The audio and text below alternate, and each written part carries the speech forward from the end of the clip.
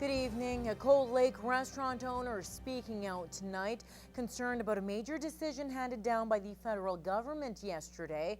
Now, Ottawa announced it was suspending its temporary foreign workers program when it comes to food services. And as Fraser Snowden reports, it has business owners on alert, especially for those who rely on the program to keep its doors open. The program was put on hold to investigate claims it was being abused. However, Bob Buckle, who owns an Original Joe's franchise in Cold Lake, says the back of their house would not run without it. As it stands right now, I can go months, literally months, without an application for the kitchen. The last one we had was December, and we hired that girl. She's still with us today.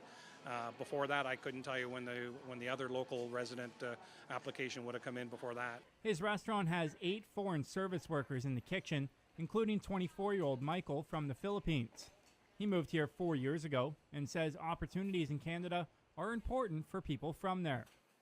We earn less than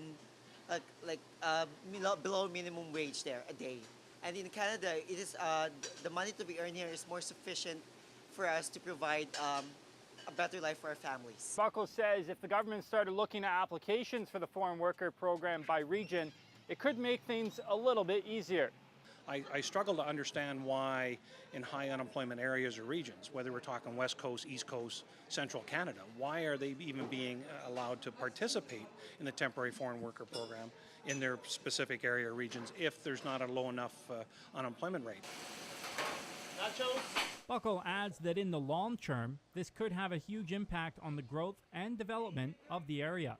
I know I'm looking at expanding into a nearby community, into the Bonnyville. If I didn't have access to the labor pool for my kitchen staff, you'd have to weigh heavily as to whether or not there's the means and the ability to actually grow there. In Cold Lake, Fraser Snowden, Newcap News. Now, we will have more for you on the government's decision a little bit later in our newscast.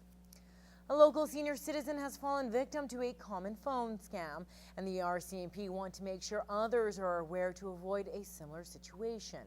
Now, the 71-year-old was scammed out of more than $3,000 after wiring funds to someone he didn't know. Now, he did it after being promised a new vehicle and money.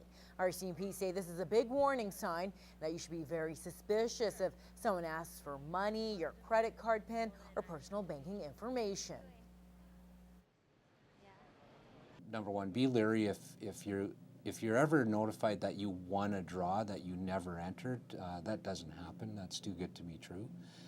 Or that you have to pay money to receive a prize. That's usually there's something behind that that's not legitimate. RCMP say seniors are prime targets for most scams and are less likely to report the crime. And because they are most vulnerable, the warning needs to go out.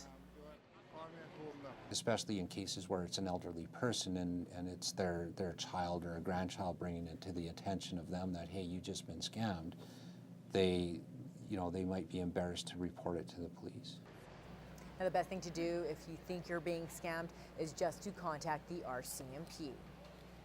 Lloydminster RCMP are asking for the public's help in looking for a missing teenager who was last seen by her family on April 17th. Now, 15-year-old Ebony Lee Brierton is First Nations, about 5'5", weighs 120 pounds, with brown hair and brown eyes. If you have any information on her whereabouts, you're asked to call RCMP at 306-825-6350 or Crime Stoppers. Well, the border city will be rocking this weekend. It's a chance for dancers all across the region to showcase their talents at the 14th annual Dancing on the Border Festival. Now, more than 400 dancers from Alberta and Saskatchewan will be tapping their feet and moving their bodies to the beat of the music. And there's so much talent in the local area as well. It's always so exciting to see all the dancers and what they're bringing to the festival. And for many of these performers, the festival is an outlet for their passion. If you have problems in life, you can dance it out, and dance is just something that I really love to do. I've done it ever since I was 4, so it's always just kind of been a part of me. I'm really excited, but there's just a twinge of nervousness. But that goes away when you're dancing.